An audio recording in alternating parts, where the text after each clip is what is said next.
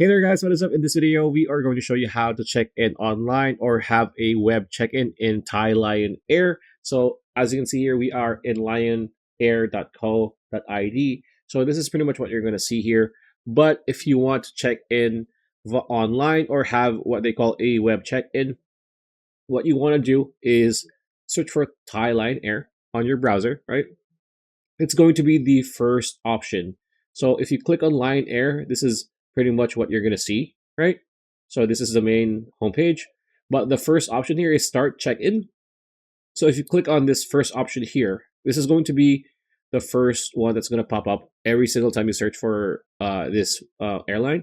So as you can see here, Thai Lion Air check-in, right? Important notice. So it's going to show you how to check in, online check-in window timings, after check-in, and then it's going to tell you about the international flights and the codeshare flights. And after that, fields marked with asterisks are required. So you're going to opt to fill in your booking reference, your last name, and then you're going to have some additional options, maybe your ticket number and your last name, so you could retrieve it so that you could check in online or have a web check-in like this. So pretty much that's the video. Hope you liked it. Like, comment, share, subscribe, ring that bell icon. We'll see you on the next video.